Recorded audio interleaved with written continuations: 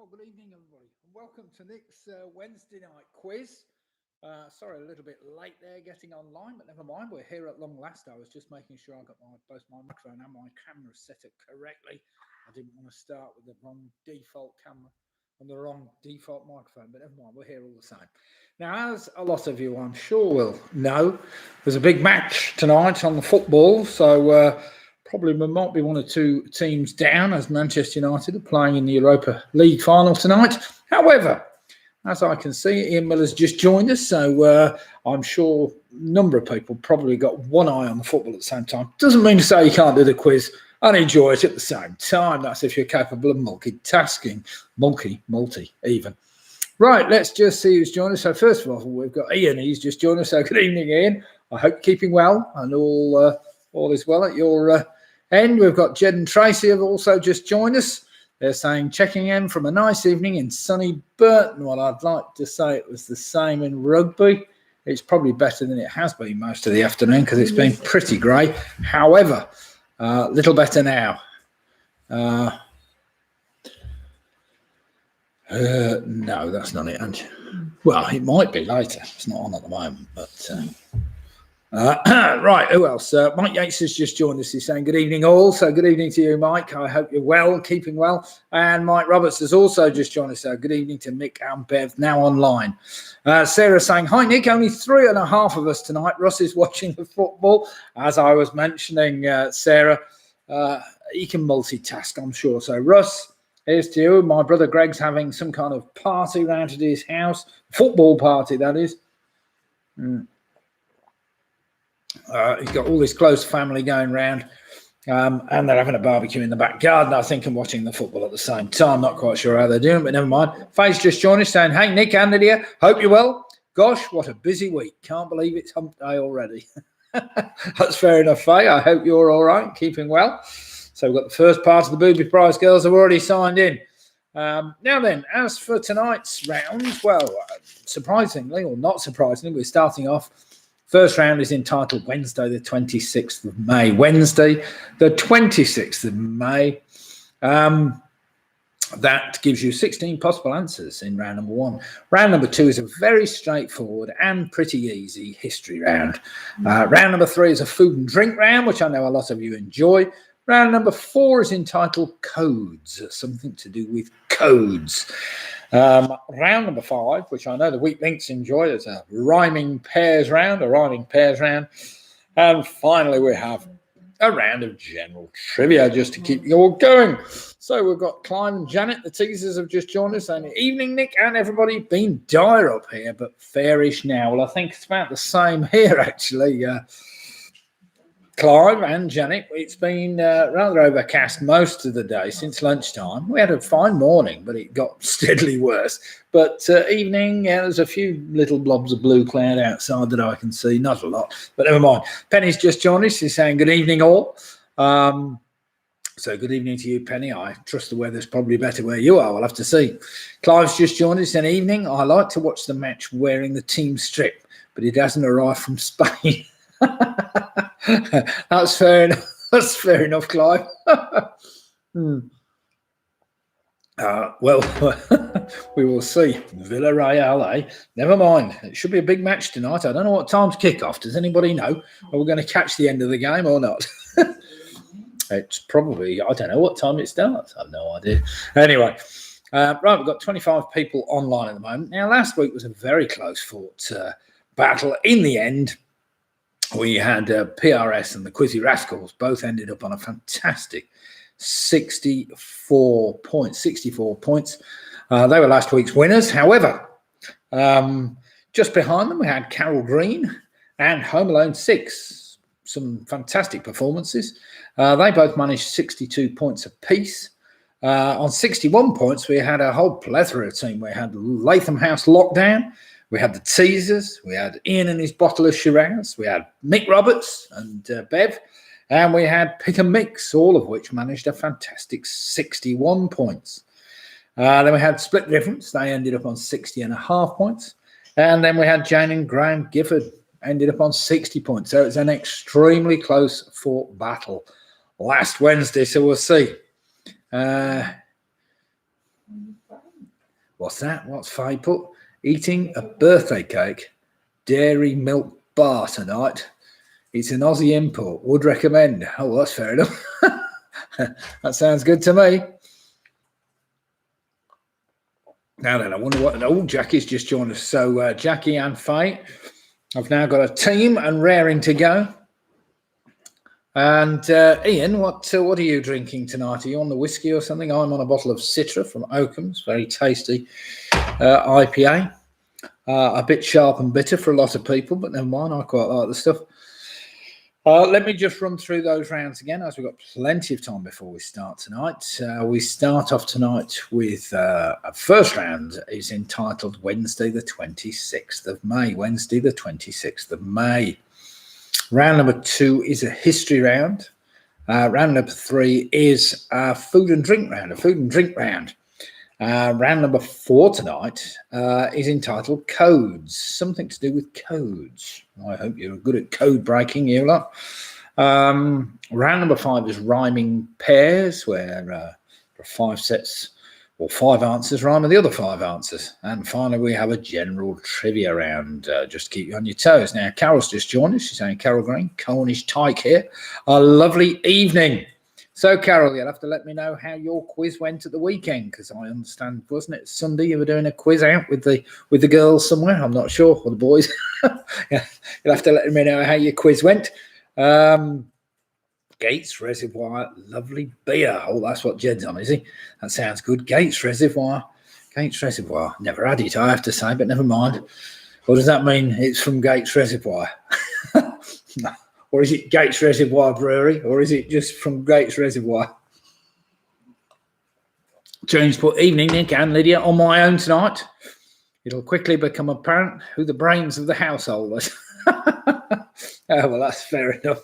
Nice to see you, Jane. As I mentioned you earlier, because you ended up with a fantastic 60 points last week out of a possible 64 or 65, I think it was. A very, very good performance last week from the Giffords. Especially, I think you were driving home from somewhere. I don't know whether that was last week or last Sunday. I'm not sure, but never mind. Whatever, it was a noble performance all the same. Now then, yes, as I mentioned earlier, of course, it's football tonight. Manchester United play via Villarreal in the Europa League final. So I expect few people are going to be glued to that game. I suspect 1 or 2 might be missing tonight, but never mind.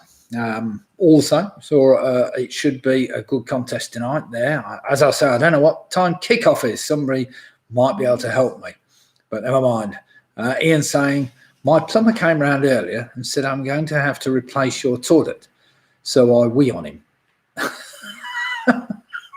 See? I think Mr. Alpha, my plumber came round earlier and said, I'm going to have to replace your toilet. So I wee on him. Oh, never mind.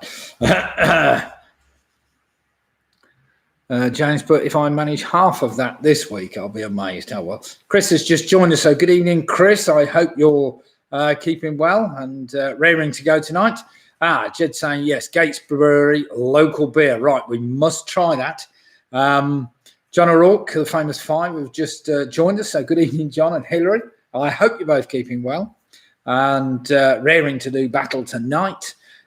James saying it was an 8 o'clock kickoff, so presumably it's 9 minutes into the match already. I haven't seen any scores pop up, so Manchester must be at this time 0-0 with the locals or something. Never mind.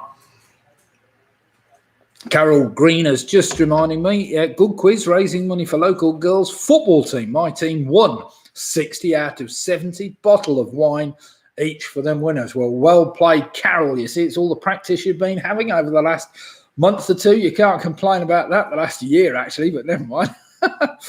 So well played, you. And that sounds a very worthy cause. What's that? 10-0? Oh dear, it can't be 10-0 already. Only a true Man U fan like you wouldn't know what time kickoff is. Well, that's fair enough, Robin, but I've got more important things to do, like do the quiz, I suppose, and things like that, but never mind.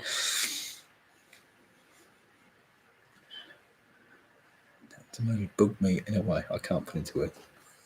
People who confuse entomology and entomology bug me in a way I can't put into words. See ya. Oh, well, study of bugs. Right then, we've got 35 people at the moment logged on, raring to go. Do feel free to hit the like button if you like the quizzes, of course. And at the same time, you can always just subscribe to my YouTube channel, which brings you up to date any time with all the up-and-coming quizzes. As the pubs are beginning to reopen, we've had a pretty decent weekend in both our pubs so far. We've got no plans as yet to start the Sunday night quiz until at least late in July at the Victoria Inn. Ah, yes, Hillary, Roy's birthday today. I did see it. I meant to send him a happy birthday thing, but I was waiting for tonight and I meant to sing him a happy birthday. So the wife's going to have to get me happy birthday on the phone and we'll give Roy a happy birthday today. Now then, Hillary's nearly as old as me, but clearly not quite. You might like to just remind me of his age so we can put that in at the same time, just to remind him that he's not as useful as he used to be, but never mind. So happy birthday to you, Roy. I hope you've had a great day. And I expect you'll be watching the football. At least you must have it on the background. Do not sing happy birthday song, Robin. Oh, dear.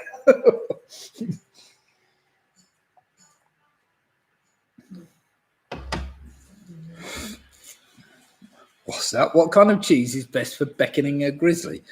Come on, Bert. Oh, dear.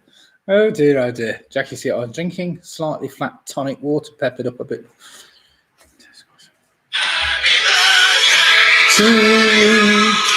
Happy birthday to you.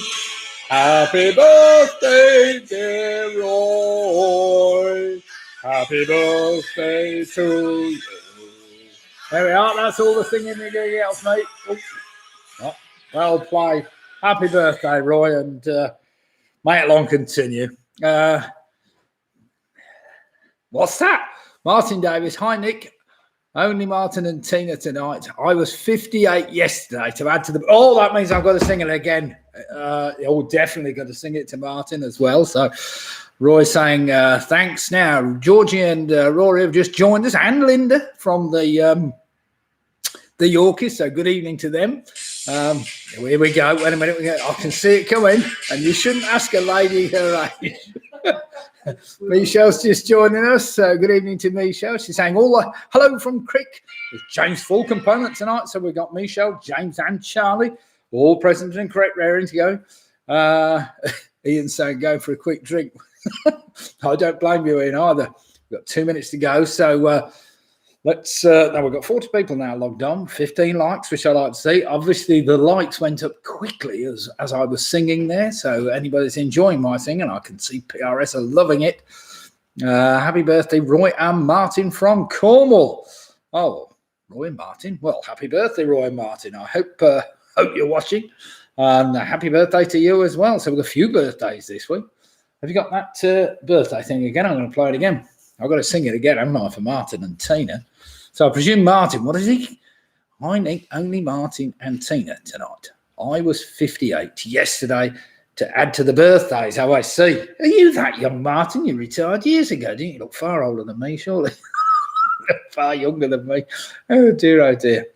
Well, so the weak links are just 2 tonight. Never mind. What's that? Diolok in far Carol Bach. Oh, that's happy birthday. So here we are, Martin. Happy birthday, dear Martin. Happy birthday to you. Fantastic. Right, there we have it. That's enough of that rubbish. Right then, everybody, with just a minute to go. And if you haven't, see, a lot of people have switched off after that. Although a few more likes came in with that marvellous singing of mine. Right, we've now got 44 teams. Look at this. This is zooming up as I sing more. You can see, Robin, the people that really like my singing have joined in. Right, wait a minute. Ian's just put, it's 8:15. There's no one in the place except Shiraz, my mate. So set him up, Joe. I've got a little story I think you should know. All alone with a trusty Shiraz. My eardrum, says Ian. Right, okay, let's get going then. It is now 8:15. So without further ado, let me get the quiz up on my screen. And right, all I need is you to answer the first 16 questions correctly, and you'll be in the lead. Or the joint lead. Are we raring to go? What's that? I'm not telling you how old I am, but Martin and I have a combined age of 115. Clive's saying, I'm glad I've got tinnitus. Right, here we go then. Starting with the letter W. Which family of musical instruments includes the oboe and the bassoon? So pretty straightforward, that one. Which family of musical instruments includes the oboe and the bassoon?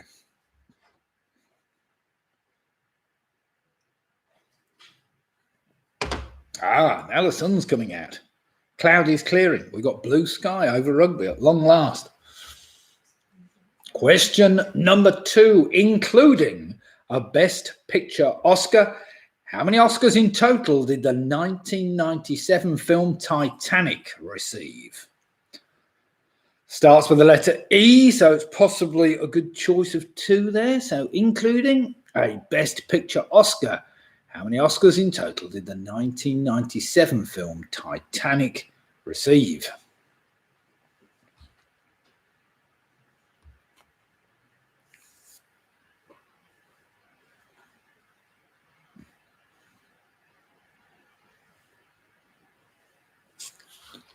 Ian's just said, here's a fact I learned, that hedgehogs like peppermint oil and rats don't.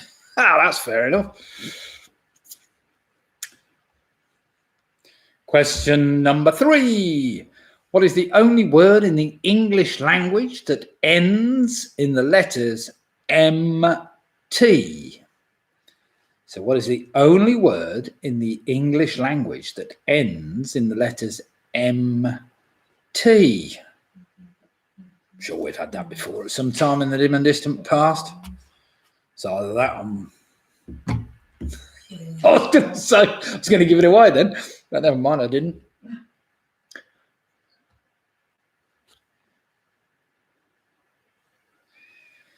Question number 4, starting with the letter N. This is not the easiest in the world.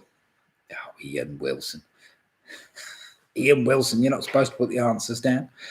Sharing his name with a famous Russian/Polish ballet dancer, which racehorse won the English Triple Crown, 2,000 guineas, Derby and St Leger in 1970?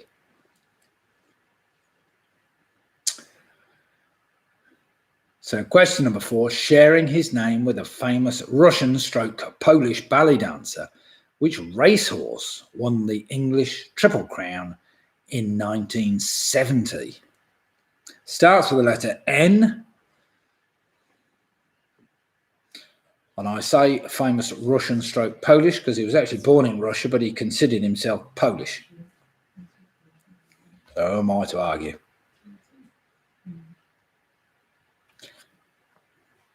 Question number 5 is a 2-word answer, so I need Christian name as well as surname.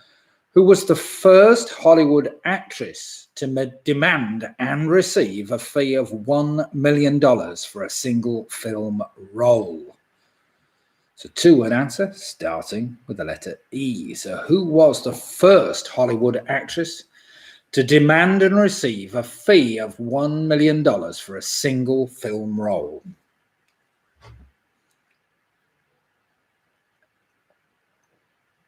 Well, it's great to see so many people actually taking part in the quiz. I did think with the football on that we were really going to struggle.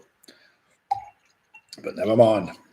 Clearly, good quizzes aren't bothered about footballing. So.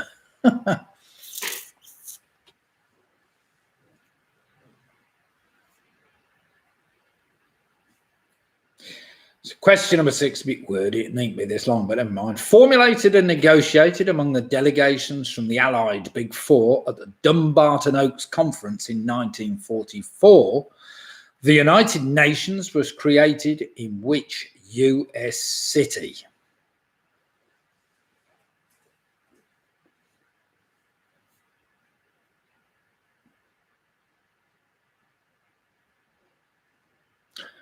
So question 6 again, formulated and negotiated among the delegations from the Allied Big Four at the Dumbarton Oaks Conference in 1944. The United Nations was created in which US city?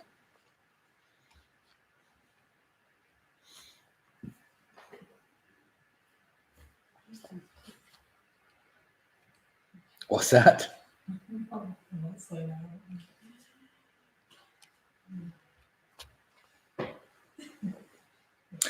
Question number 7, starting with the letter D. Which is the only dwarf that never speaks in Snow White and the Seven Dwarfs? So, which is the only dwarf that never speaks in Snow White and the Seven Dwarfs? Bit of a daft question, really, that one, but never mind.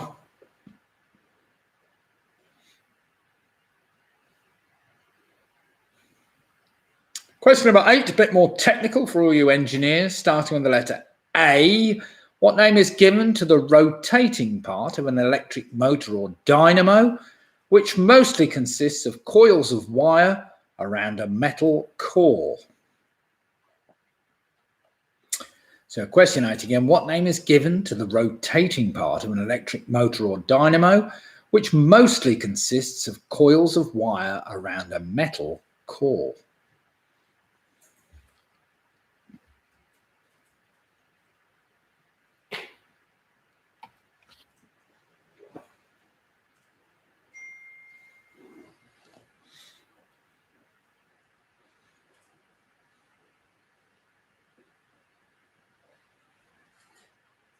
Question number 9.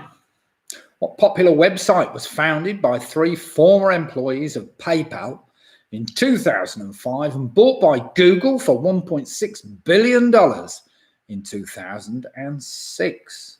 Probably a decent investment, I would have thought at the time. So question number 9 again. What popular website was founded by 3 former employees of PayPal in 2005 and bought by Google for $1.6 billion in 2006. Do you remember that starts with the letter Y to help you along?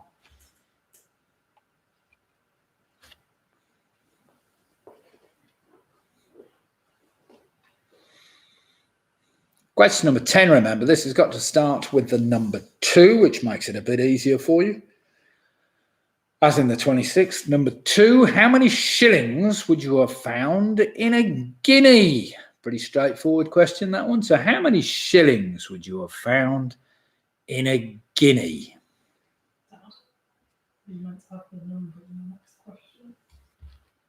Ah, no. No. Drop that out. I'm not. I'd say that. Ha.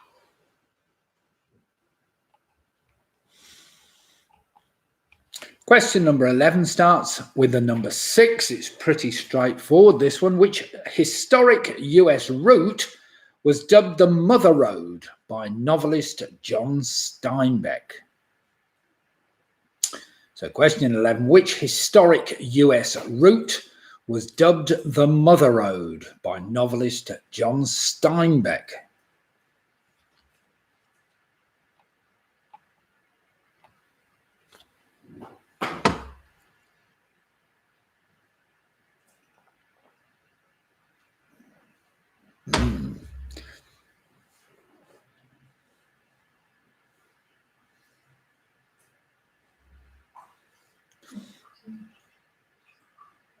Question number 12 starts with the letter T. Listen carefully.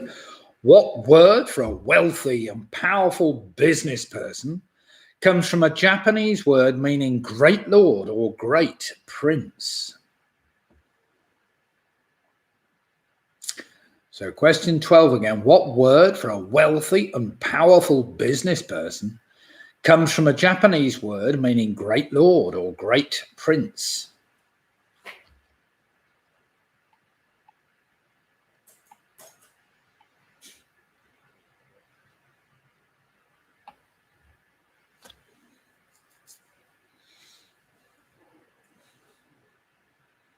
Question 13, couldn't get easier than this, starting with the letter H.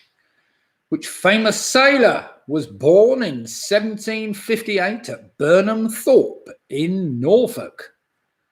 2-word answer. So which famous sailor was born in 1758 at Burnham Thorpe in Norfolk?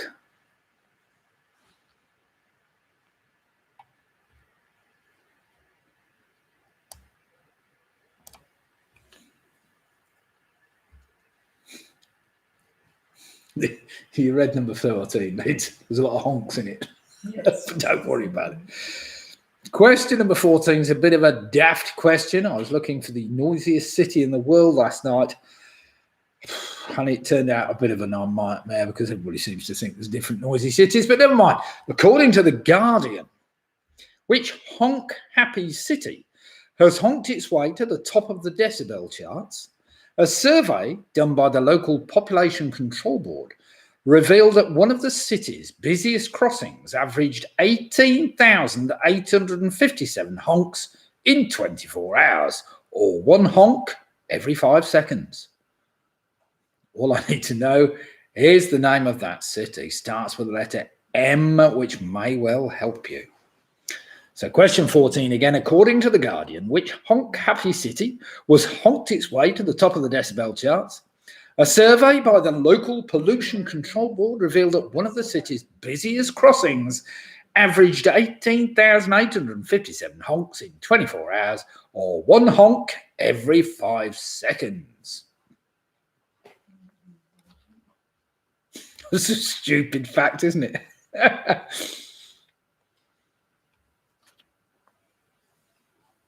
And finally, question number 15, starting with the letter... Oh, no, we've got 16 as well, haven't we? Sorry. Starting with the letter A, as in May. Which famous Greek was a student of Plato and teacher to Alexander the Great? So question 15, which famous Greek was a student of Plato and a teacher to Alexander the Great?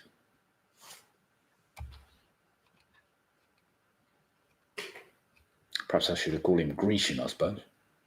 Never mind.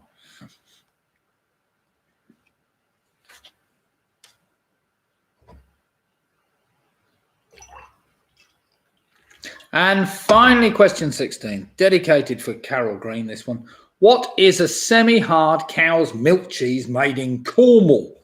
From the milk of the Frisian cow, the cheese is wrapped in nettle leaves to form an edible, though mouldy, rind.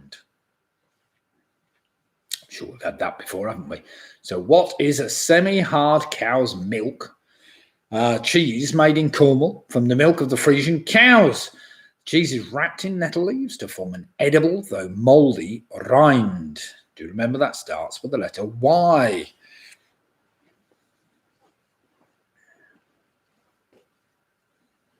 I was teaching my 3-year-old granddaughter all about stinging nettles today, the ones that stings and the ones that don't.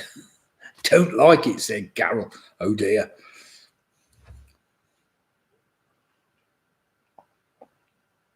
I can't say it's in my top 10 list either, Carol, but I can't actually remember what it tastes like, but never mind. I really like the mould on cheese. I always like eating the mouldy bits. Some people cut them off altogether. Whenever there's a good Stilton, I always love the outer part of it better than the rest. Bit strange, I know, but never mind. Right then, everybody. Let's do some marking after that dead easy first round, and hope we've got plenty of 16s or at least a few 15s and 14s in there. So I will ready to do some marking after round 1. 16 questions, 16 possible answers. And do remember, all your answers should spell out the words Wednesday, 26th of May. Try Black Sticks blue cheese if you haven't already. I'd love to try that, Faye. I will write that down. I'm going to write that down. Black Sticks blue cheese.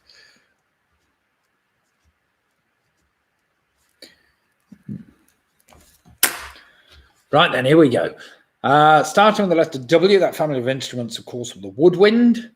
Number 2 is 11. Titanic received 11 Oscars, including a Best Picture Oscar. Oh, Robin's just agreeing. Oh, I've had that. It's good. Number 3, of course, the word I was after was dreamt. I nearly told you, but never mind. Sharing its name with the famous Russian-Polish ballet dancer, which racehorse won the Triple Crown. That was Nijinsky. Nijinsky. Well done if you got that. Number 5 was Elizabeth Taylor. Number 6, formulated and negotiated at Dumbarton Oaks Conference. It was created in San Francisco. Well done if you got that. Number 7, it was Dopey. Number 8, the name for the rotating part of an electric motor, a dynamo, is called the armature. The armature. Number 9, of course, was YouTube, which you're watching me on. Number 10, there are 21 shillings in a guinea. Number 11, of course, it was Route 66 that John Steinbeck called the Mother Road. Number 12, the word for a wealthy and powerful business person, coming from Japanese, it's a tycoon, of course. The famous sailor I was after was Horatio Nelson. Number 14, of course, that honk happy city, and I've been there, is Mumbai. That's why all the hotels, good hotels, have got double glazing, so you can't hear any of the row. And finally, number 15, oh no, I said finally last time, it wasn't finally, we got 16. Aristotle was the guy I was after, the famous Greek. And finally, number 16, that cheese that Carol Green does not like is Yarg, of course, Yarg. So well done if you got that. Right then, everybody, let's have some scores and see how we've all fared after that pretty straightforward first round. There might be one or two that caught you out, but hopefully not many. Right, we have Jed and Tracy straight in with the 15, Carol Green off with the 14, the Yorkies along with Linda on 13, got PRS on 15 points, doing very well there. We've got Joan O'Rourke and the famous 5 on 15 points, Sarah, Russ, James and Joe, although Russ is only a part-time player tonight, he's on 13 points, Michelle, Charlie and James are on 14 points. We've got E. Miller on 13, Home Alone 6 doing very well on 15, we've got Mike Yates on 12 points. Any more scores to come in, gang? Well, got some good scores there. We've got Jane. There has been a goal, a wicket at the cricket. Jane Gifford, 13 points. The Booby Prize girls are on 14 points. Penny Graham's on 12. We've got Clive and Janet and the Teasers on 15, along with Split the Difference on 15 points. I'm amazed, actually. Nobody scored full points on that round, but never mind. Maybe Nijinsky was a bit harder than I thought. And one or two. Martin and Tina, of course, straight in with a 16. Well played, Martin and Tina, who appear to be in the lead at the moment. The weak links, or half the weak links, half a link, or something like that. What are you going to call yourself tonight, Martin? You'll have to let me know. 16 points. Well played, you two. Right then, let's see whether you can keep it up with a straightforward history round. What do you call cheeses that isn't yours? Nacho cheese. Oh dear. Ian, his bottle of Shiraz, another one on 16 points with Mick Roberts not far behind on 15 points. So well played, Nick. Dear, there has been a goal. Dear. Right, a wicket in the cricket. Right then, everybody, round number 2 is a history round. And are we all ready to go? Eyes down looking. Let's see how we all fare after this. Queen Elizabeth II famously referred to the year of which of the following as her annus horribilis? I'll give you the choice. Was it her silver jubilee, her ruby jubilee, or her diamond jubilee? So Queen Elizabeth II famously referred to the year of which of the following as her annus horribilis? I'll give you the choice. Was it her silver jubilee, her ruby jubilee, or her diamond jubilee?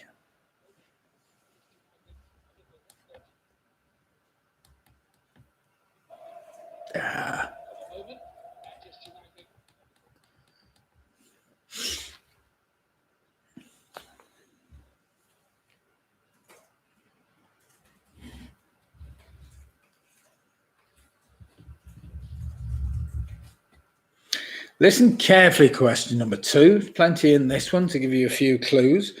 Who used the alias A. Hiddle when buying a Kakano Model 91/38 infantry rifle with a telescopic sight by mail order in 1963?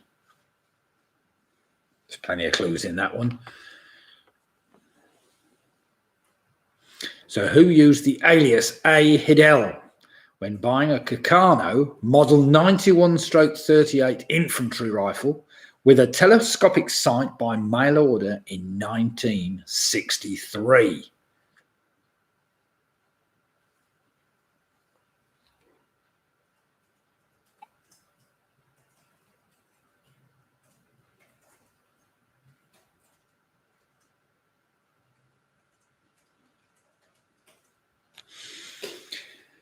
Question number 3, actually meaning that he was badly advised, what nickname is used to refer to Ethelred II, who was King of England from 978 to 1013, and again from 1014 to 1016.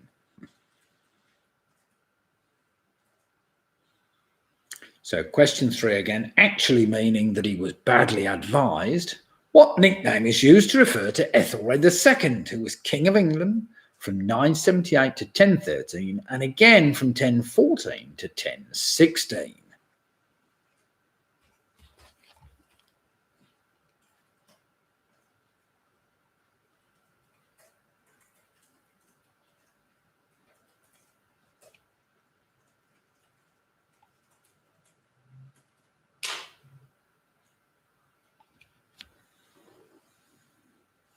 Question number 4. In 1962, French President Charles de Gaulle famously asked, "How can you govern a country which has 246 varieties of what?"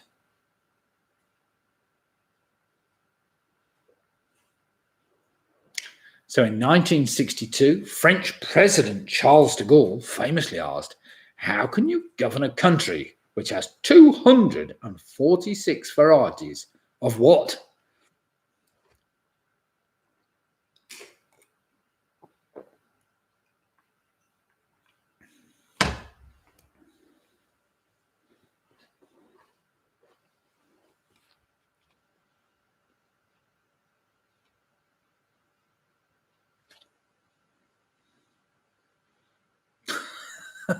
Why should you never break up with a goalie?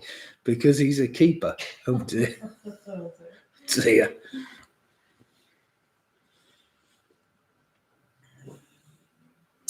Question number 5. Historic date, February the 15th, 1971, is often referred in the UK as D-Day. What does the initial letter D stand for?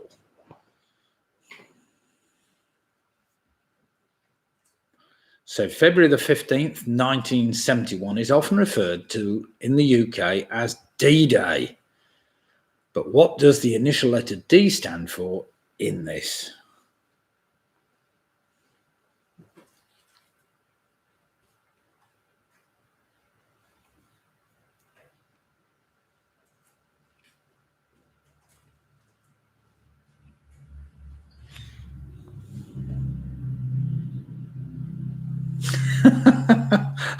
Robin's put, yeah, Angela Merkel manages to govern a country with over 1,500 varieties of sausage. Question number 6. Which of Henry VIII's wives is buried beside him and is generally thought to have been his favourite, as she was the only one who gave birth to a male heir who survived infancy?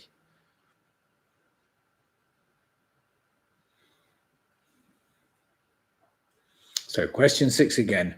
Which of Henry VIII's wives is buried beside him and is generally thought to have been his favourite, as she was the only one who gave birth to a male heir who survived infancy?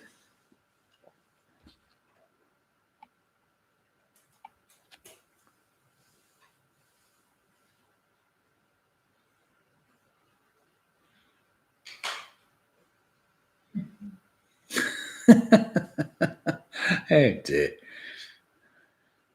Boris struggles. Right, question number 7. The United Nations was established after World War II, as we know so well, Dumbarton Oaks even, to succeed which other organisation?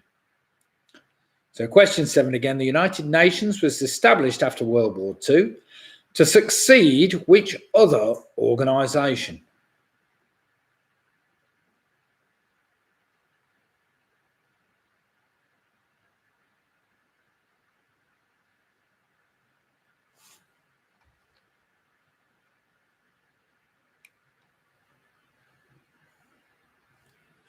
Question number 8, dead easy question. This archaeologist, Howard Carter, is best remembered for discovering the tomb of which ancient Egyptian pharaoh in 1922?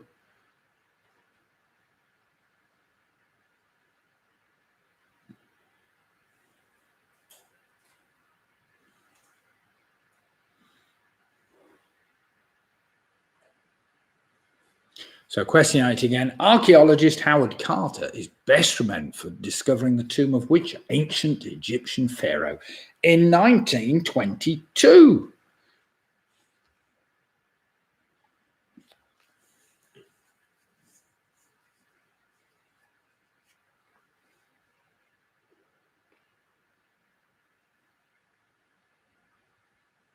Question 9 is a bit tricky. A submarine called H.L. Hunley became the first ever combat submarine to sink a warship when it did so in 1864. In which war?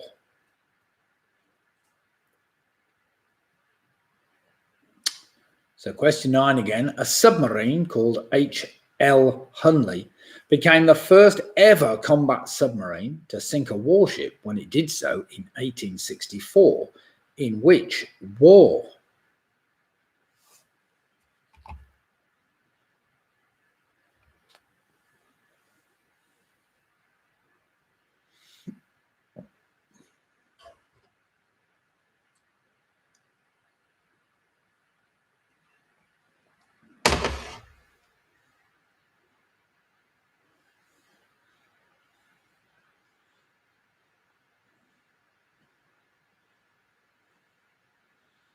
And finally, question number 10 in this history round. Of the 7 wonders of the ancient world, the location of which one is unknown, with some people believing that it had never even existed?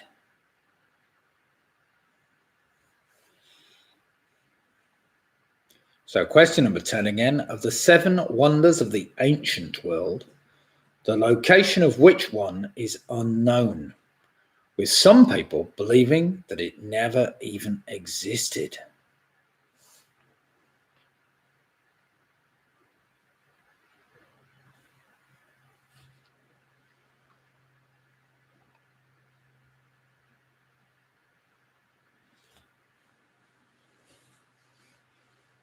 Okay then, everybody.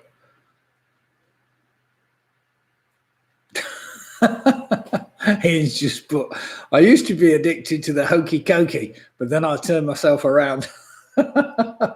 Stupid. Very clever, Ian. Very clever indeed.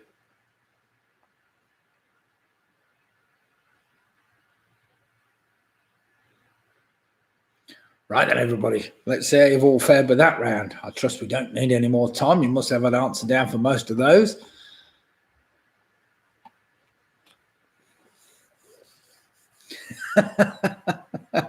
Oh dear, Royce just said, I bet you had to put your whole self into that, Ian. Oh dear. Only after he'd shaken it about, obviously, but never mind. Right then, everybody, we all got 10 answers down, I trust, to that straightforward history round. Nothing particularly tricky there. Well, let's hope not. Right, number 1 then. Queen Elizabeth famously referred to what year as her Annus Horribilis? That was her Ruby Jubilee in 1992. Number 2, of course, the person that bought the rifle with the telescopic sights by mail order in 1963, it was actually the one used to assassinate John F. Kennedy, was Lee Harvey Oswald. So I don't know if you got that. Number 3 was known as Ethelred the Unready. Ethelred the Unready. It was only through because he was badly advised, I reckon. Number 4, the French president was referring to 246 varieties of cheese. Number 5, D-Day, of course, was Decimalisation Day. Basically the day that we went decimal. Number 6 was Jane Seymour, Henry VIII's wife. He's buried next to her, I think at Windsor Castle. Not quite sure, but I think he's there. Number 7, the League of Nations, of course. Was the former name of the United Nations. Number 8 was Tutankhamun. Number 9, I was after the, that was a tricky one, the one with the submarine. That was the American Civil War. Basically, that small submarine was the first to sink a warship. And finally, of the 7 wonders of the ancient world, the only one where the location is unknown were the Hanging Gardens of Babylon. The Hanging Gardens of Babylon. So well done if you got that. Right then, everybody, let's have some answers in and some scoring, and we'll see how you've all fared after that round. Do remember to give me a total score.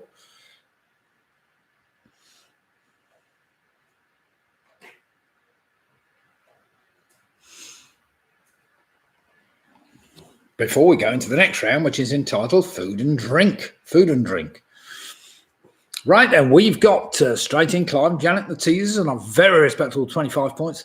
Michelle, Charlie and James on 24 points. We've got PRS on 25 points. George and Emmett, Rory and the Yorkies, that's with Linda, are on 21 points.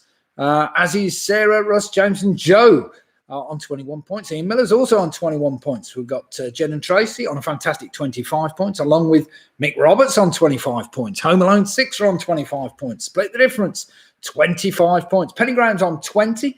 Carol Green's on 25 points. Famous 5 have moved on to 23.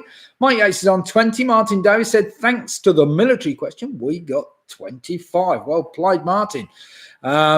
Chucky skipped the Booby Price girls are on 20. Jane Gifford, she said 23 points. Amazing full marks on that round. Well played. Then we've got Ian Sherratt with his bottle of Shiraz, also 25 points. So well played, Ian. There's some fantastic scores in there. So let's crack on with the next round, which is entitled Food and Drink. Food and Drink. We all like a food and drink round. So eyes down looking. Let's see how we all fare with this round.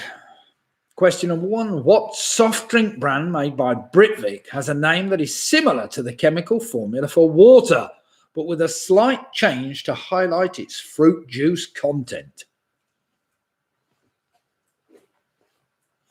So question number 1, what soft drink brand made by Britvic has a name that is similar to the chemical formula for water, but has a slight change to its highlight its fruit juice content?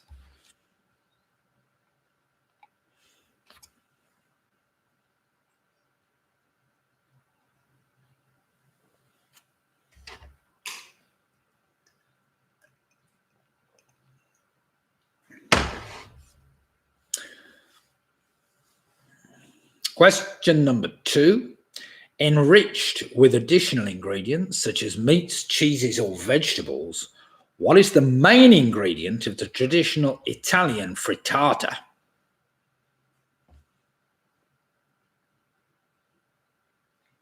So question 2 again, enriched with additional ingredients such as meats, cheeses, or vegetables, what is the main ingredient of a traditional Italian frittata?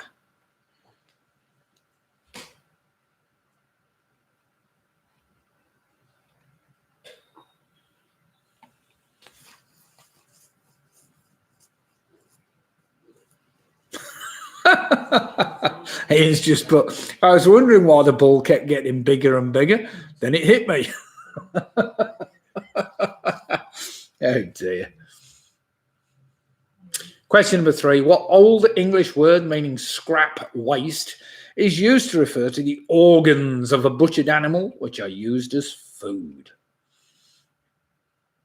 So what Old English word meaning scrap waste is used to refer to the organs of a butchered animal which are used as food?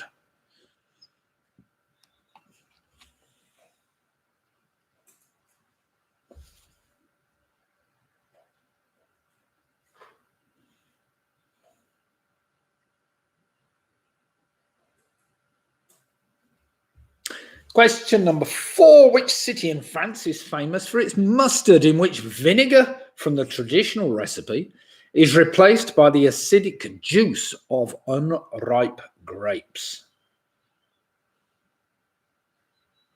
This probably should have spelled unripened grapes, would have sounded better, I suppose. So which city in France is famous for its mustard, in which vinegar from the traditional recipe is replaced by the acidic juice of unripened grapes?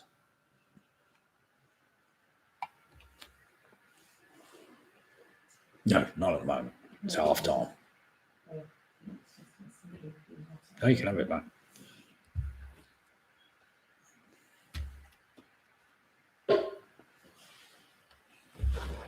I'll have 15 minutes half time now to talk about how bad they've been. Question number 6.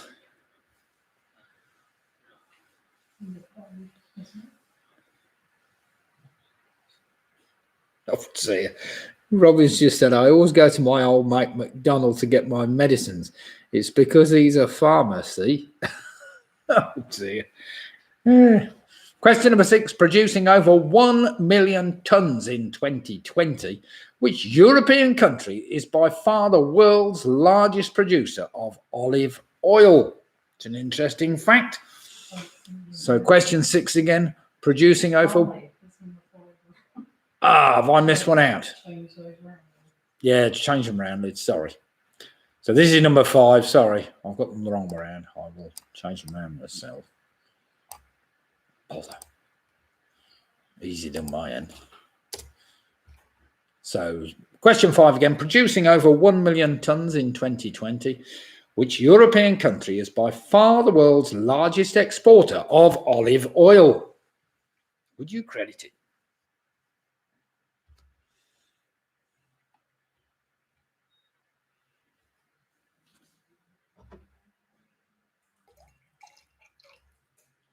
Question number 6. What is wrapped in bacon in the traditional dish Angels on Horseback?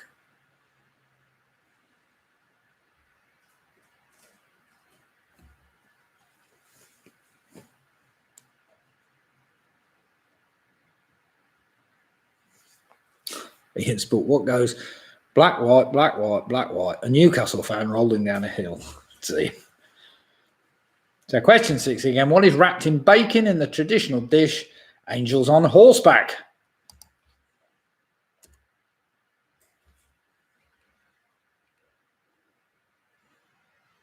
Question number 7 for all you chocolate fans. In which of the following would you find chocolates known as Country Fudge, Golden Barrel, and Strawberry Dream? I'll give you the choice. Is it Quality Street or Cadbury's Roses?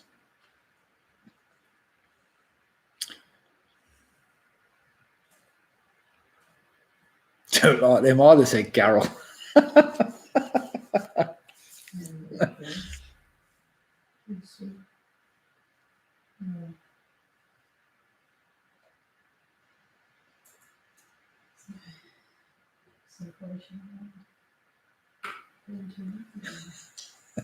Roy's following on with that. And you do have to pay your prescription as he gives you an EIEIO IOU. That's very clever, actually. Good old farmer. Right. Where have I got to? Question number 8. The soft drink brand Ribena takes its name from a botanical name for what type of fruit? Not particularly tricky, that one. So the soft drink brand Ribena takes its name from the botanical name for what type of fruit?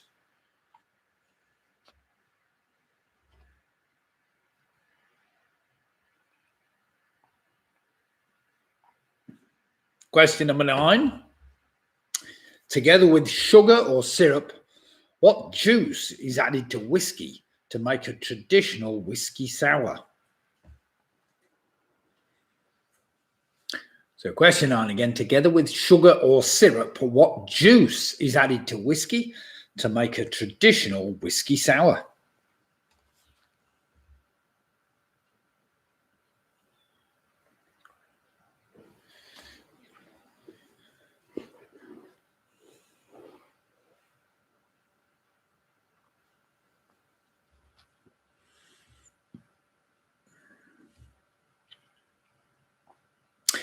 And finally, question number 10. Who tweeted, "The world's gone mad," after her pronunciation of the word microwave was nominated for the 2021 BAFTA TV Award for a must-seen moment? Yeah, might as well. Well, you can leave it in, it doesn't matter. You can take my bit out. So who tweeted, "The world's gone mad," after her pronunciation of the word microwave was nominated for the 2021 BAFTA TV Award for must-seen moment?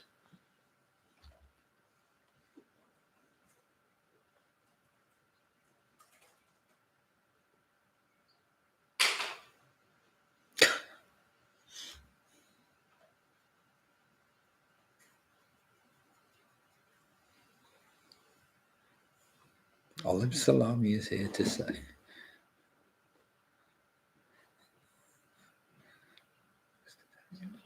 I don't get that, but never mind. It's obviously something in the lyrics. I've just tried some of Elks and Stella's new Mediterranean sausage. It was wonderful. I think olive salami is here to stay. I don't know.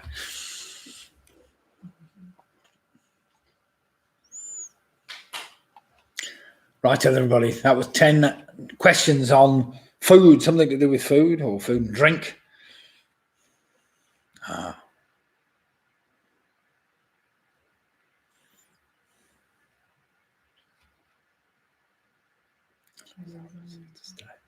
Very clever. Very clever indeed. Okay then, everybody. Pens down. Let's see how we can get on. I get it, Faye. Oliver's Army, yes, okay. It's not easy when you're reading out questions to kind of read it sometimes. Oh dear, very clever indeed. So question number 1, here we go. Here are the answers to the previous 10. What soft drink brand made by Britvic has a name similar to chemical formula for water? That's J2O, of course. Number 2, enriched with additional ingredients such as meat, cheese, or vegetables. What's the main ingredient of a traditional Italian frittata? That's eggs. A bit like omelettes. Number 3, what old English word meaning scrap waste is used to refer to the organs of butchered animals and used for food? That, of course, is offal. Number 4, that French city is Dijon, as in Dijon mustard. Number 5, the largest producer of olive oil in the world is by far Spain, which is a bit unusual. What is wrapped in bacon and traditional dish angels on horseback? That's oysters. Number 7, in which of the following would you find chocolates known as Country Fudge, Golden Barrel, and Strawberry Dream? I gave it the choice. Was it Quality Street or Cadbury's Roses? It was Cadbury's Roses. The soft drink brand Ribena takes its name from the blackcurrant, of course. Number 9, what juice is added to whiskey to make a traditional whiskey sour? That's a lemon juice. And finally, number 10, the person that described the microwave as a microwave was Nigella Lawson. Nigella Lawson. Robin's put, if it's not Pink Floyd, Elton John, or Coldplay, you're lost, aren't you? Yeah, you're right. Coldplay, my favourite. Yeah, that's it, Roy. Coldplay, greatest rock band this side of.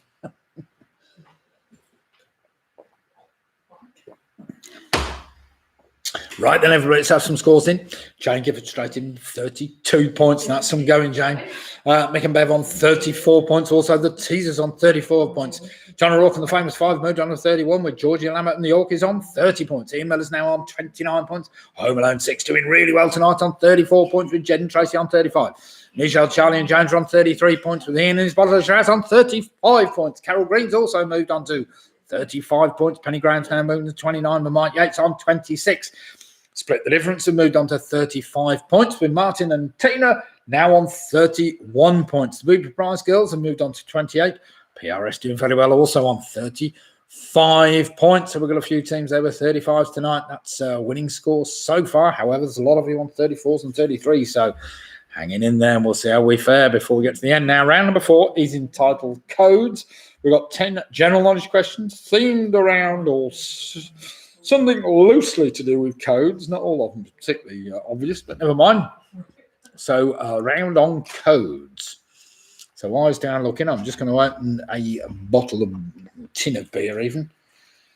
Dupolis. It claims to be an oat cream double dry hopped IPA. I'm sure they just add as many words as they can into the description to make it sound better than it actually is. Which is always the case with advertising. But there we have.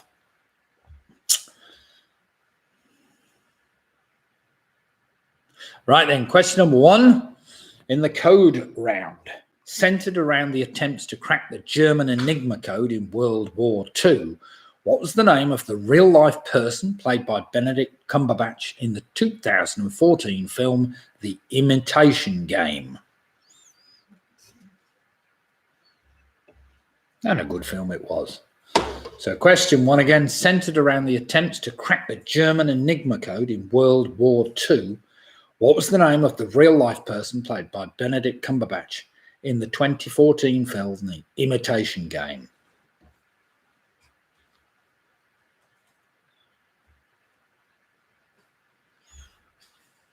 Good film, said Martin.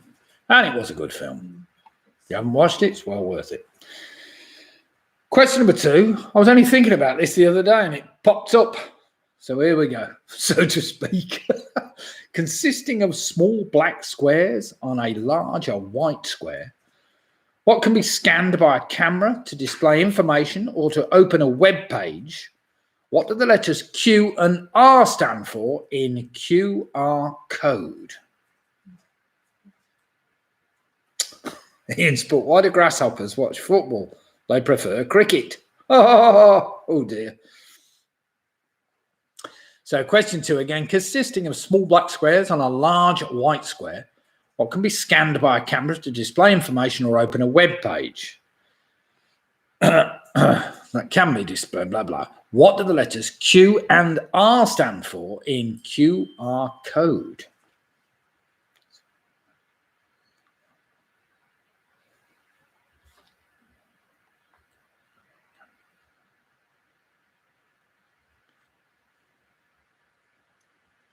Not in Zurich.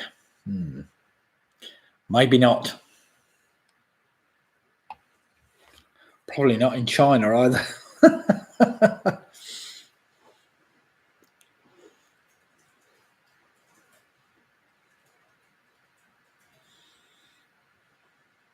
Question number 3, not really codes, but something to do with it. What word for a long-term spy was first introduced in John le Carrier's 1974 novel, Tinker, Tailor, Soldier, Spy?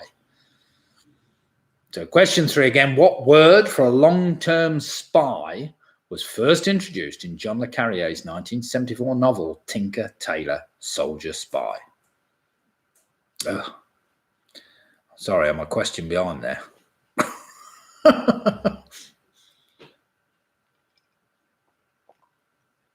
It's all right, Clive, I thought you were referring to QR, but never mind.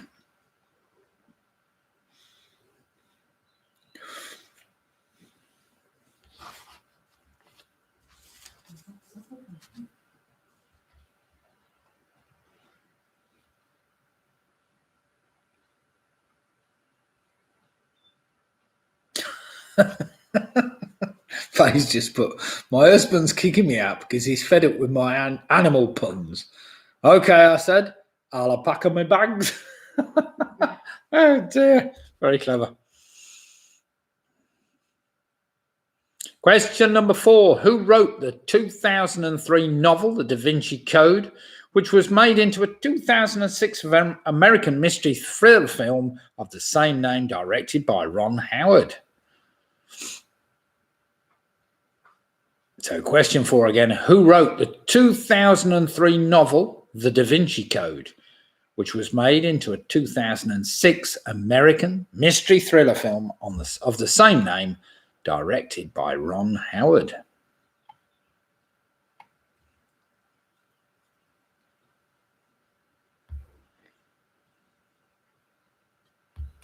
Couple of clues in this one, which may help you.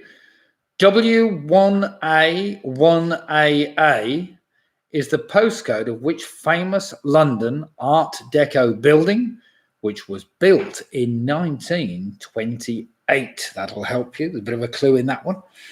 So W1A1AA is the postcode of which famous London Art Deco building, which was built in 1928.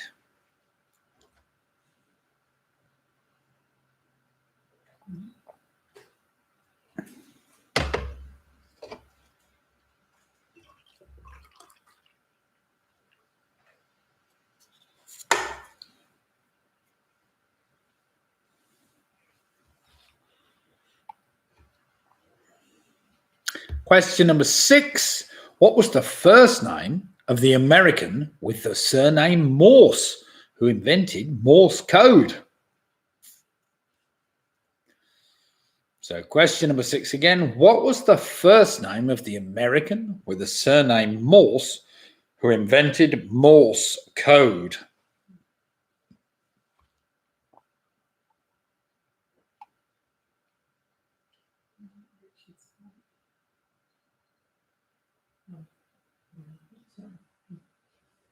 Sounds like a basic find it. Same response as this basic find it. But yes, it's a that's one position.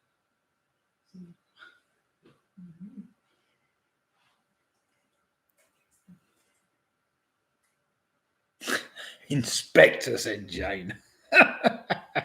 Endeavour, don't tell me. Question number 7. Home to many Hollywood stars. Which city in Los Angeles County has the zip code 90210? So question number 7. Home to many Hollywood stars. Which city in Los Angeles County has the zip code 90210? Might make more sense when you look at it, but not much to some people, I'm sure.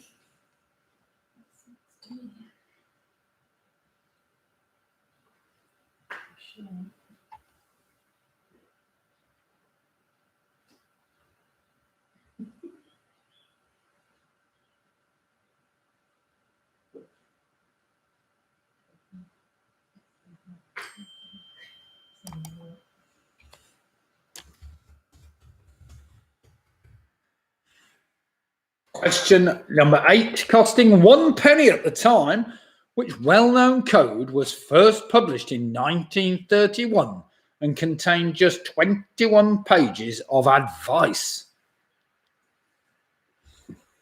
So question 8 again, costing 1 penny at the time, which well-known code was first published in 1931 and contained just 21 pages of advice.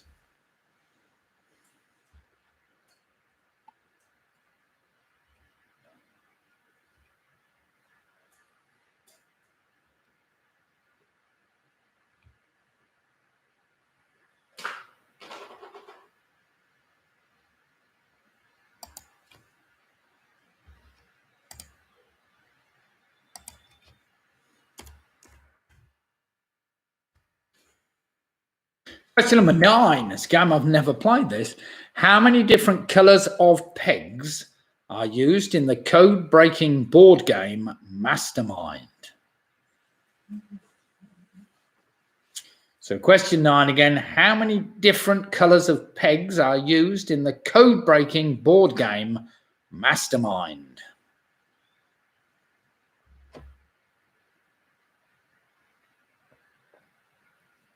Well, if you don't know one, you have a reasoned guess, I suppose. God knows how you guess it, but never mind.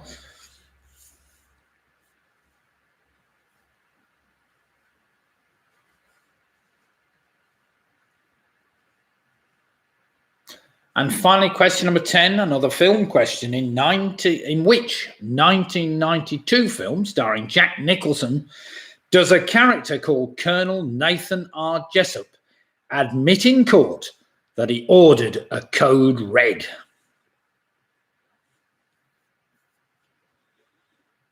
So question 10 again, in which 1992 film starring Jack Nicholson does a character called Colonel Nathan R. Jessup admit in court that he ordered a code red? Ian's just saying, just wait while I run upstairs. Great film, says Carol. Better than The Cheese then, Carol. That's a good film. Right, here's the what's it back on.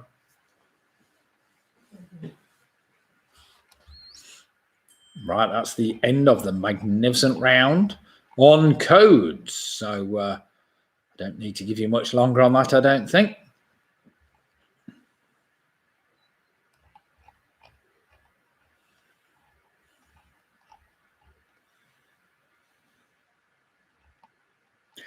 Right then, everybody. Probably had enough time, so let's put those pencils down, do some marking after round number 4. Question 1, centered around the attempts to crack the Enigma code.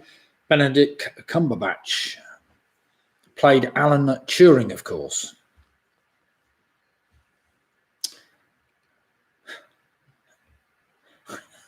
Ian's saying I've got the game still locked up, boxed up. Oh dear. Question number 2. QR as in a QR reader, stands for quick response. Quick response. I didn't know that.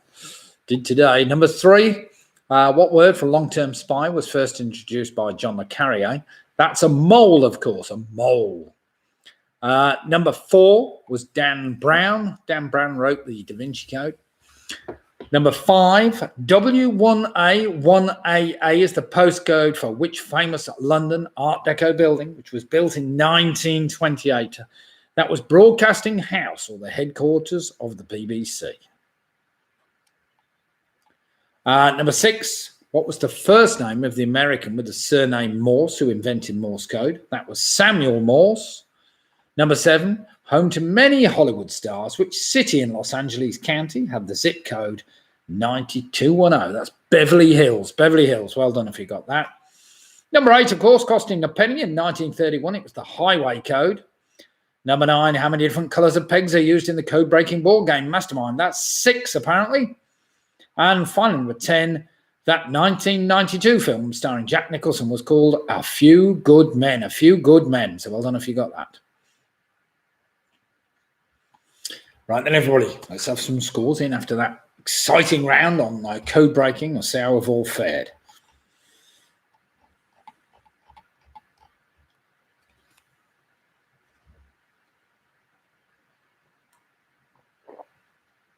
Right, we've got Michelle straight in with 43 points. So well played, Michelle. Challenge James. Mick and Bev are on 42 points. We've got PRS have moved on to 45 points. Jen and Tracy on 43. George and Lambert and the Yorkies, they've moved on to 36.5 along with Linda.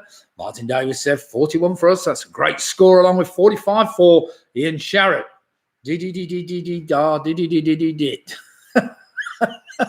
Yes, he's putting a bit of Morse in there. 45 points. Ian Miller's on 36. We've got Carol Green on 45 points. The Famous Five moved on to 38. The Teasers, they've moved themselves onto a fantastic, wait a minute, where are they? 43 points. We've got Jane Gifford moved on to 39 with Home Alone 6 on 41.5. Booper Prize Girls are now on 36 points with Mike Yates on 33. Split the difference have moved on to 45. With Sarah, Russ James and Joe are on 30-something. I'm not quite sure because it just says 3. Penny Graham's on 34. We've got, Sarah's just come back. We have some technical issues. 34.5 points. So well played, Sarah, Russ James and Joe. And what's that? PRS goal. Oh, well, a goal apparently in the wicket in the cricket, or a goal at the football. Goal at the bowl. A goal at the football. That's nearly there, but never mind. Right then, everybody, round number 5 tonight is entitled Rhyming Pairs. Rhyming Pairs. Now then, 10 general knowledge questions, where one of the answers rhymes with one of the other answers. The thing is, I don't tell you which one it is. So you've got to work it out as we go along. Find those that you've got a rhyme for and go back on again. Right then, apparently VAR has been brought into action, as it is with most of these goals these days. So question number 1, are we ready? Rhyming pairs. Are these all one-word answers? Yes, they look to be. Right. All of them are one-word answers. Here we go then. Question 1. In the film Finding Nemo, Nemo is captured and kept in a fish tank in a dentist's office in which city? There's a good question for you. So in the film Finding Nemo, Nemo is captured and kept in a fish tank in a dentist's office in which city?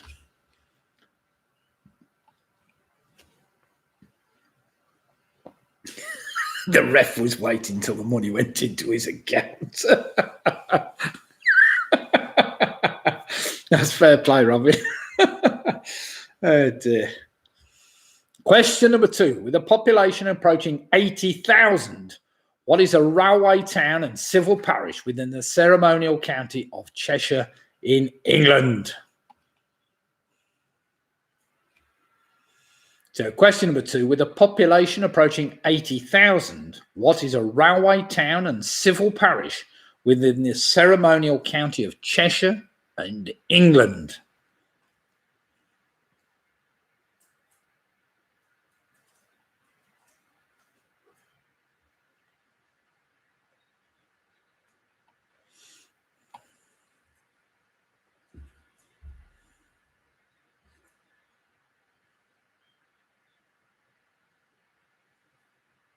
Now, do remember these are all one-word answers.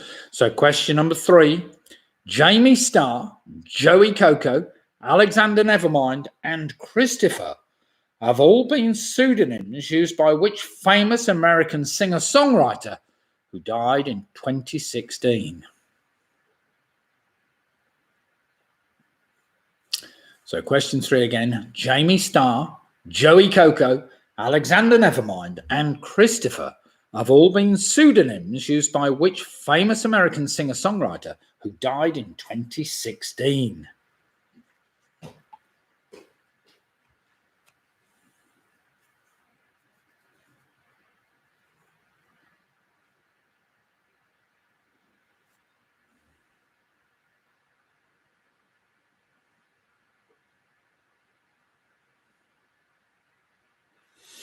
Question number 4. Following a military coup in 1969, King Idris I was overthrown as leader of which country? Good old King Idris. Wouldn't have much said about. Nothing bad has said about him. So question number 4. Following a military coup in 1969, King Idris I was overthrown as leader of which country?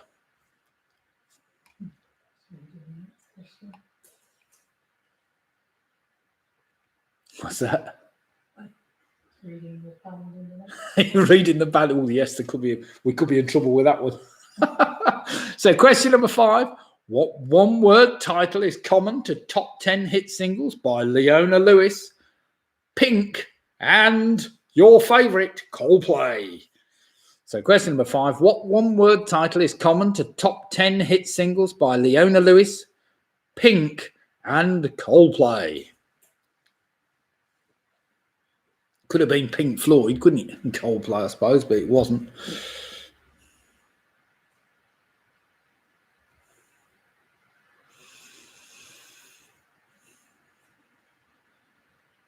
Question number 6. In 1954, what became the first organ in the human body to be successfully transplanted?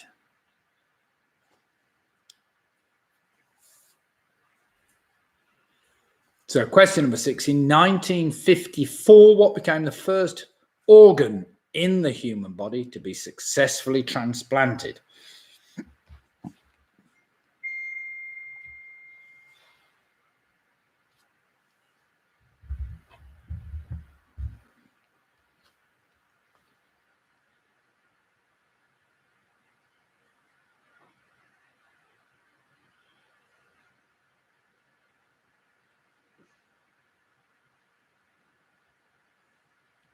Question number 7. What is the medical name for the main bone of the lower leg, which is often called the shin bone? So question 7 again. What is the medical name for the main bone of the lower leg, which is often called the shin bone?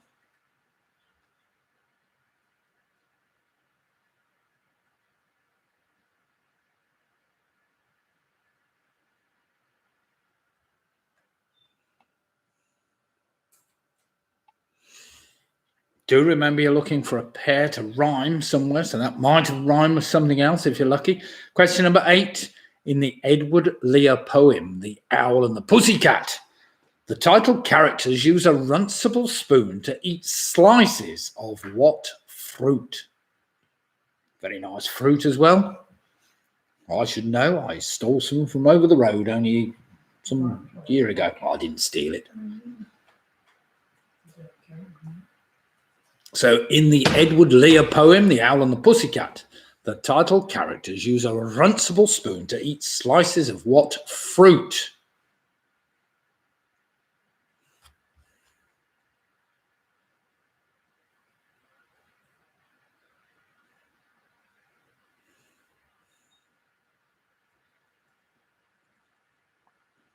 Question number 9.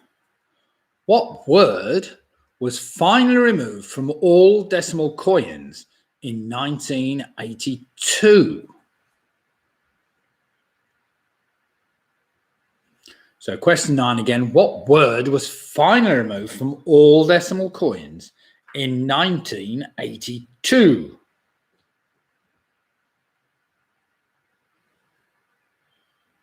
I'll have a word with Ken.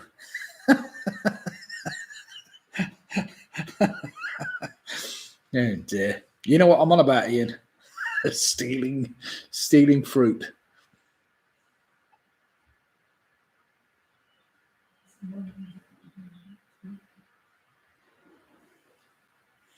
And finally, question number 10. What is the common surname of the main character in Jill Murphy's series of children's books called The Worst Witch, and the astronomer who in 1926 came up with a classification scheme for galaxies?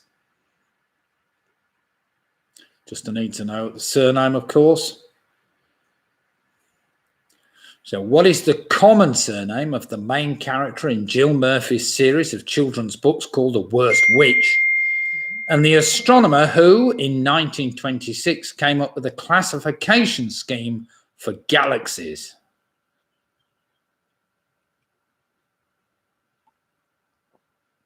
Right then, if you're lucky, you should have 10 rhyming answers.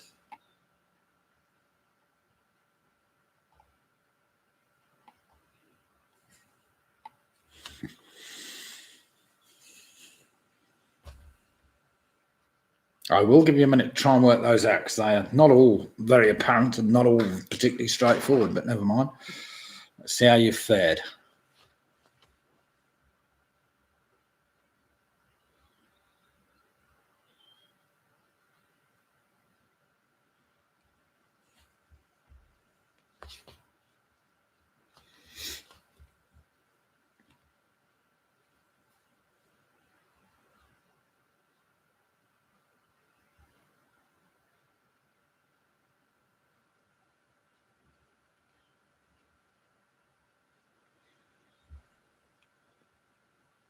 Okay then, everybody, there should be 10 answers there.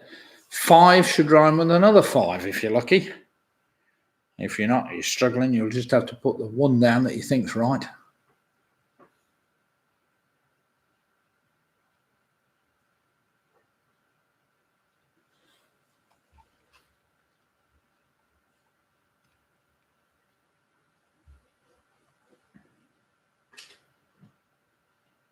How are we doing?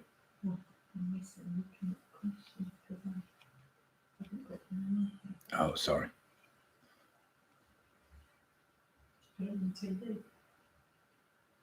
Yeah, you can put it on the TV and keep the volume down.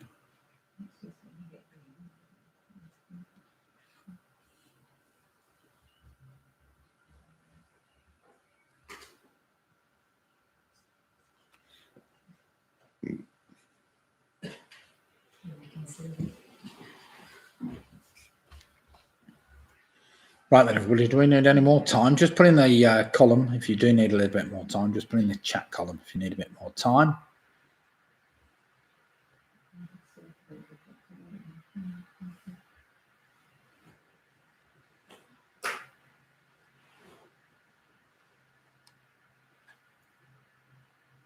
And if not, we'll crack on and come up with some answers for you.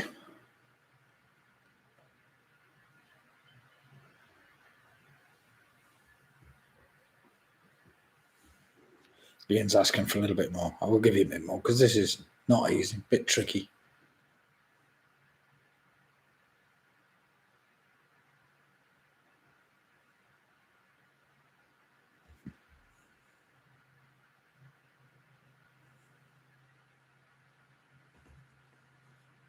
Much better than connection, says Carol. Well, it's the same kind of thing, but different.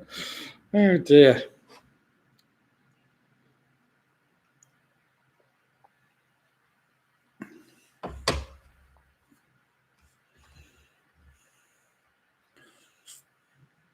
Right then, everybody, I think we'll do some answers now after that tricky round.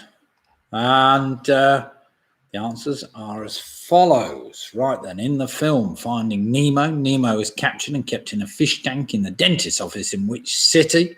Which is an Australian city, and it's Sydney. So well done if you got that. Number 2, with a population approaching 80,000, what is railway town and civil parish in Cheshire? That's Crewe. I was after. Number 3, Jamie Starr, Joey Coco, Alexander Nevermind, and Christopher. They're all pseudonyms for the singer Prince. So well done if you got that. Number 4, following a military coup in 1969, King Idris I even was overthrown by the leader of which country as the leader? That was Libya. Number 5, what one-word title is common to top 10 hit singles by Leona Lewis, Pink, and Coldplay? That's Trouble. I thought I might be in trouble for saying that one. I did give you a clue in that one, but never mind. Question number 6, the first human body part to be successfully transplanted, although I'm not convinced about this one, apparently is the kidney in 1954. Number 7, what's the medical name for the main bone of the lower leg? Often called the shin bone, that's the tibia. In the Edward Lear poem, The Owl and the Pussycat, they ate slices of quince with the Runcible spoon. Number 9, what word is finally removed from decimal coins in 1982? That's new, as in new pence. They put new on everything. 5 new pence, 2 new pence, and all that kind of thing. And finally, in what's the common surname of the main character of Jill Murphy's series of children's books? That was Mildred Hubble. And the astronomer, of course, was Edwin Hubble, as in the Hubble Space Telescope. So well done if you got Hubble. Hubble, of course, rhymes with trouble. New, troubles with new and crew, Sydney and kidney, tibia and Libya, I suppose. So well done if you got that lot. So then, Ian Sanks, near the time for feeding the hog, Curry's tried to charge me £500 for a Samsung Galaxy knockoff. I said it's a highway robbery. It's Huawei robbery. Very clever. Right then, let's have a look. We've got Mick Roberts, Mick and Bev on fantastic 52 points. That's some going. George and Em up in the Yorkies, along with Linda, on 44.5 points. We've got Michelle, Charlie and James on 50 points. Jed and Tracy, 52. Ian Miller's at 41. He says, bombed out while you're probably up and looking at the Hogs, I suppose. PRS have moved on to 55 points. Well played, PRS. There might be some tough beating tonight. Martin Davis, he's moved on to 49 with Home Alone 6 on 51.5 points. Jane Gifford's moved on to 47 with Sarah. Russ Jones and John, 43.5. Ian and his bottle of Shiraz, he's moved on to 55 points. Well played, Ian. John O'Rourke and the famous 5, now moved on to 46. Penny Graham on 40. We've got the Booby Prize Girls moved on to 46 with Mike Yates on 42. Split the difference, not far behind on 54 points. We've got Carol Green, don't think I've ever eaten quince. It's very nice quince, actually. I made some quince jelly last year and some, what else did we make? We made everything. Oh, yes, Membrillo, of course. Was that made with quince? I think it was, yeah. And Clive and Janet, the teasers, on a fantastic 53 points. So well played them. And so we've got some cracking scores there. We've got Carol Green currently on 55 points, Ian 55 points, and PRS on 55 points. Then we've got a couple of teams on 54 and a few on 53. So it's very, very close as we go into the last round, which tonight is entitled, as always, General Trivia. General Trivia. These are 10 just general trivia questions. Let's see how you fare with this lot. So question number 1, what is the name of the official residence of the Lord Mayor of London? So question number 1, what is the name of the official residence of the Lord Mayor of London?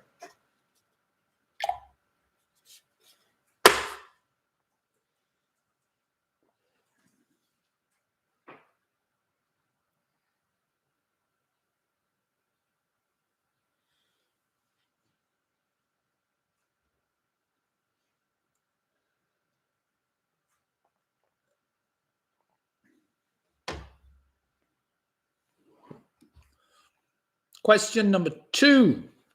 This is an interesting one. What word in the NATO phonetic alphabet would score the most points in a game of Scrabble? Might have to go through a little way for that one, but so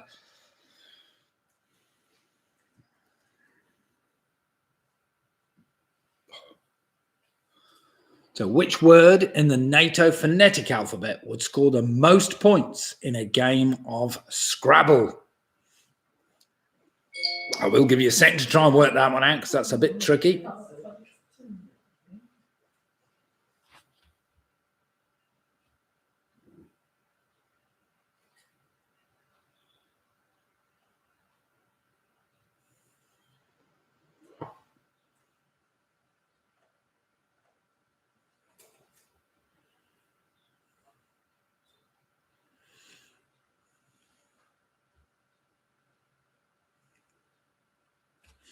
Question number 3. I'm sure you can sing this in your head. I might have to sing it to you. If not, what was the surname of the American sisters Kim, Debbie, Joni, and Kathy, who together had a hit single called We Are Family? We are family. Probably want me to sing a bit more. So what was the surname of the American sisters Kim, Debbie, Johnny, and Kathy, who together had a hit single called We Are Family?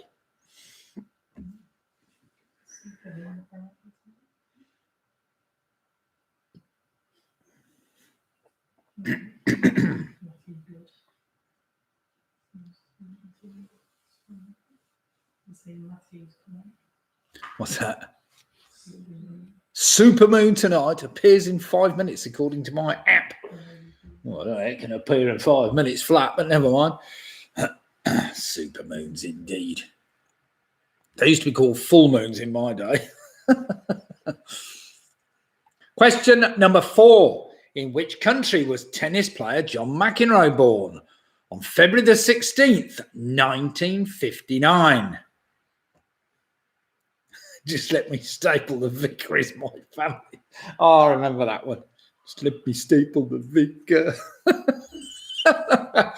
Yeah, I remember that one, Robin. Peter Kay.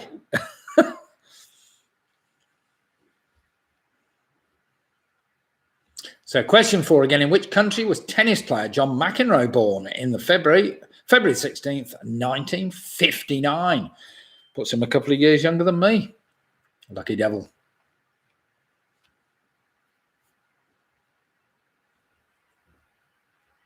Question number 5, dead easy one. What one word connects the 3 words greasy, feed, and wooden? So what one word connects the 3 words greasy, feed, and wooden?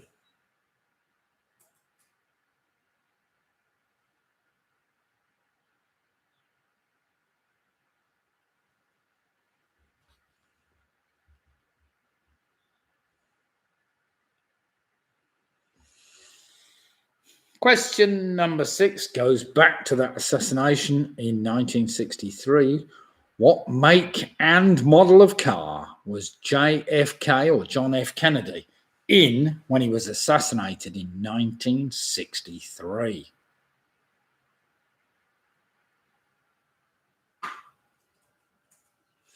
So what make and model of car was John F. Kennedy in when he was assassinated in 1963?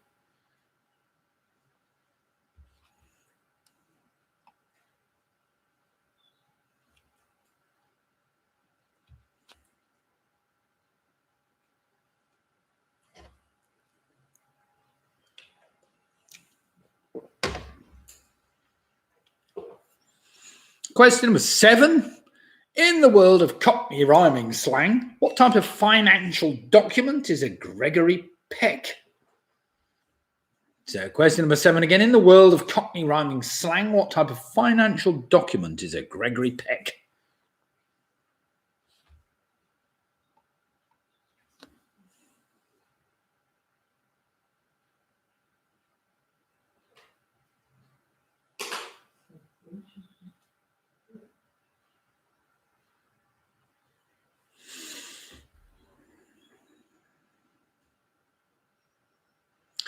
Question number 8.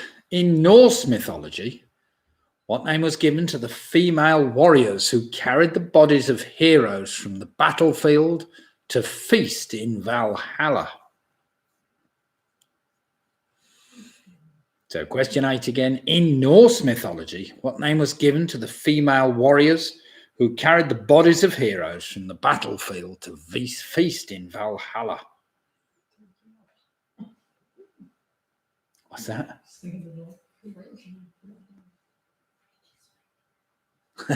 It is. We're just talking about the fridge making noises. Surprising what you can hear in the background, but never mind.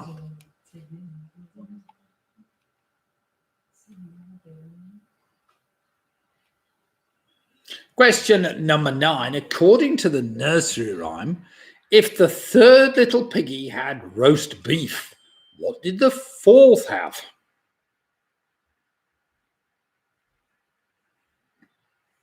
So question number 9, again, according to the nursery rhyme, if the third little piggy had roast beef, what did the fourth have?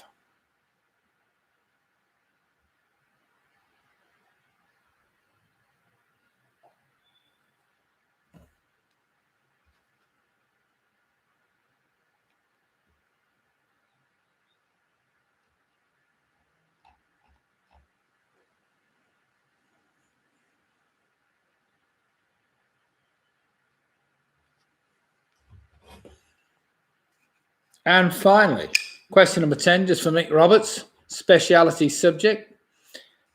If in a game of Monopoly you owned Pall Mall and Whitehall, which other property would you need to complete the set? I'm just opening some more beer here. I'm not quite sure what it is. Freakworks. That sounds interesting, doesn't it?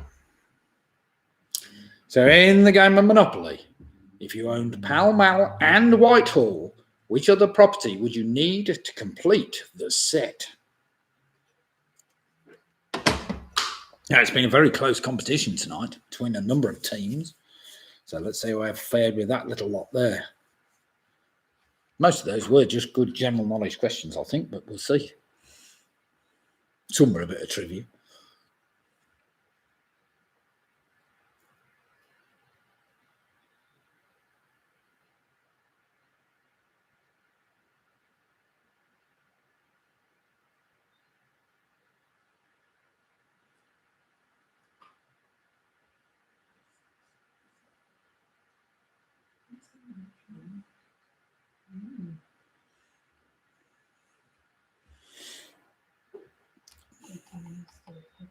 Okay then, everybody, I trust we've got 10 answers down there. So let's see how we've all fared after that round.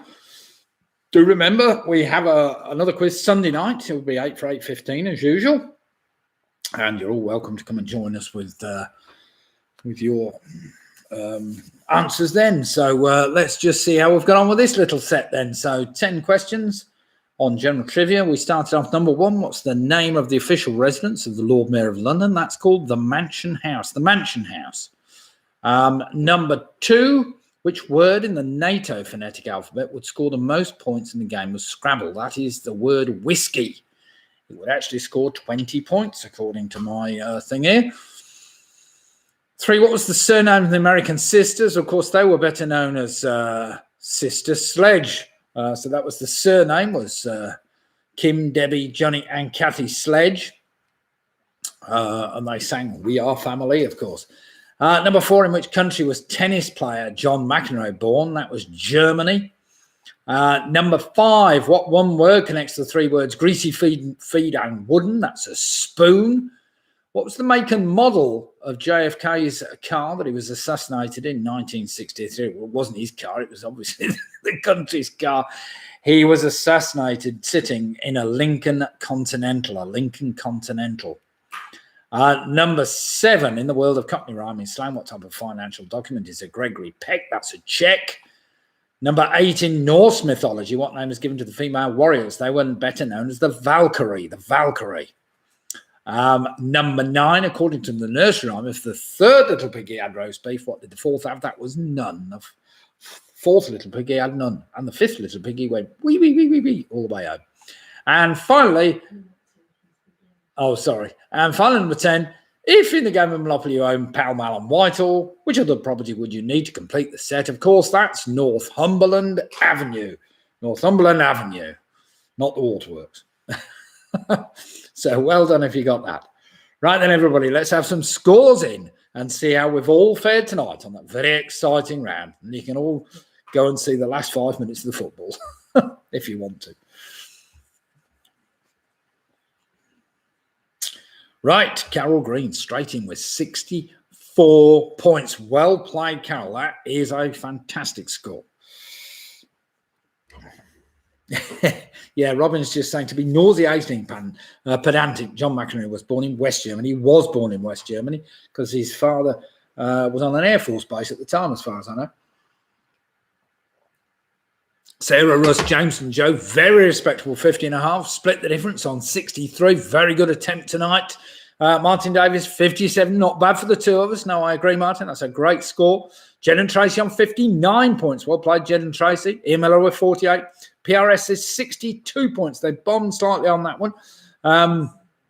What have we got? George Lambert and the Yorkies, along with Linda on 52.5. Mick Roberts and Bev on 61 points. Well played them. Michelle, Charlie and James on 59 points with a famous 5 on 54 points. Jane Gifford on her own tonight because the husband's doing something else, like probably watching the football, on 55 points. Home Alone 6, they said completely bombed out on that round, 57.5. Ian with his bottle of Shiraz, he's moved on to 64 points on 9 on that round. Well done, Ian. Clive and Janet, the teasers, moved on to 62. We've got Jackie Skip, the Booby Prize girls, on 53.5 with Penny Graham on 45. Mike Yates on 50. So well played them. Ian's coming in, thanks Nick and Eddie, off it's feeding time for the hogs, I think.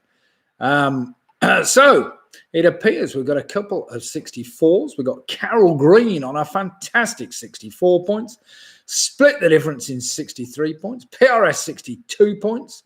Mike Roberts 61 points. We've got Ian with his bottle of Shiraz in joint first place, 64 points. And the teasers on 62 points. So in first place, it appears we have Ian with his trusty bottle of Shiraz, along with Carol Green, who'd been doing a lot of practice at the weekend in her local when she won the competition. So that's 2 wins in a row for Carol. She's doing very well tonight. So 64 points, wins the competition tonight. Split the difference on 63 points, along with the 63 points, I think, was a straightforward third place. And then we had Clive and Janet, the teasers, on 62, along with PRS on 62 points. So well played, everybody. Thanks for taking part tonight. I hope you've enjoyed the quiz. You can now switch me off and, if you like, go and watch the end of the football. Do remember to give me a like before you go. It all helps, of course. Don't quite know what it helps with, but it does help. So thanks for taking part anyway, and look forward to seeing you all again on Sunday night, same time, 8:15, and we'll see you all then. So it's good night from me, good night from Lydia, and good night from Angela, all sat next to me. So good night, everybody, and thank you very much for taking part. Penny said, I think I got the booby prize. I blame it on the second jab yesterday. Yes, well, congratulations to everybody that's had their jabs, because I had my second jab along with the wife on Monday this week. So thanks everybody anyway. So it's Clive and Janet saying good night. Ian saying sod the football, I'm going to watch Father Brown. Great quiz. Thanks everybody and good night. So I'm ending the stream now. We'll see you all at the weekend. Cheers. Good night.